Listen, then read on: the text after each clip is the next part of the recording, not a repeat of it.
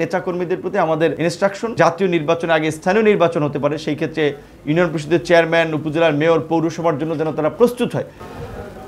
আমরা পরিষ্কারভাবেই বলেছি যে আমরা সকল রাজনৈতিক দলের সাথে একটা সুসম্পর্ক রেখেই আমরা একটা নতুন বাংলাদেশ বিনির্মাণের পথে এগিয়ে যেতে চাই। আপনারা জানেন যে বিএনপি সহ 42টি রাজনৈতিক দল আমরা কিন্তু আওয়ামী লীগের আমলে যে 2022 সাল থেকে কিন্তু এই সরকারের পতন এবং নতুন রাজনৈতিক বন্দোবস্ত এই এক দফা দাবিতে আমরা আন্দোলন করে আসছিলাম এবং এখনও আমাদের মধ্যে আলাপ আলোচনা আছে। আমরা বিভিন্ন ইস্যুতে আলাপ আলোচনা করছি, কিন্তু এখন পর্যন্ত গণ অধিকার পরিষদ কোনো রাজনৈতিক জোটে যায় নাই বা রাজনৈতিক জোট করে নাই। আমরা আজকেও যেমন ইসলামী আন্দোলন বাংলাদেশের সাথে রাজনৈতিক আলাপ আলোচনা করেছিলাম, সেখানে আমাদের দুটো দলের কিছু ঐতিহাসিক অবস্থান, যেমন আমরা সংখ্যানুপাতিক নির্বাচন এবং এই সরকারের এই গঠনের পরেও আমরা জাতীয় নির্বাচন আগে স্থানীয় নির্বাচনের কথা দাবি জানিয়েছিলাম, প্রয়োজনীয় সংস্কার শেষে দ্রুত সময়ের মধ্যে নির্বাচন, এরকম বেশ কিছু বিষয়ে আমাদের একটা ঐক্যমত তৈরি হয়েছে। তো আমরা মনে করি যে বিশেষ করে নির্বাচন যত দেরি হবে রাজনীতিতে তত নতুন নতুন মেরুকরণ তৈরি হবে।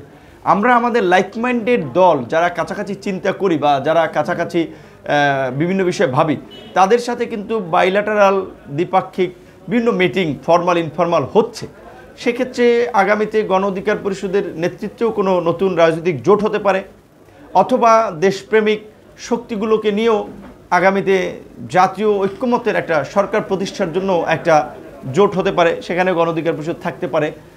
সেইটা আপনার তফসিল ঘোষণা হলে কিংবা আরও পরবর্তীতে বোঝা যাবে। এখন পর্যন্ত আমাদের নেতাকর্মীদের প্রতি আমাদের ইনস্ট্রাকশন যে তারা 300 আসনেই তারা প্রস্তুতি নেবে এবং জাতীয় নির্বাচনের আগে স্থানীয় নির্বাচন হতে পারে, সেই ক্ষেত্রে ইউনিয়ন পরিষদের চেয়ারম্যান, উপজেলার মেয়র, পৌরসভার জন্য যেন তারা প্রস্তুত হয় এবং তার অংশ হিসেবে সাংগঠনিক কর্মকাণ্ডকে শক্তিশালী করা এবং সাংগঠনিক কর্মকাণ্ডে তৎপর হওয়া।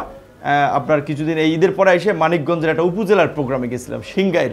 তো আমরা জেলা, বিভাগ, এখন উপজেলা বিভিন্ন জায়গায় কিন্তু যাচ্ছি গণসংযোগ এবং দলের ভিত্তিটাকে মজবুত করার জন্য, দলের কাঠামোকে শক্তিশালী করার জন্য। এখন পর্যন্ত গণ অধিকার পরিষদের চিন্তাভাবনা যে আগামী নির্বাচনে এই বিকল্প মেসেজ দেওয়ার জন্য 300 আসনে হয় প্রার্থী দেওয়া, অথবা গণ অধিকার পরিষদের নেতৃত্বে বা গণ অধিকার পরিষদের বোঝাপড়ার সাথে যারা একমত হয়ে নির্বাচন করতে চাইবে তাদের সাথে জোট করা।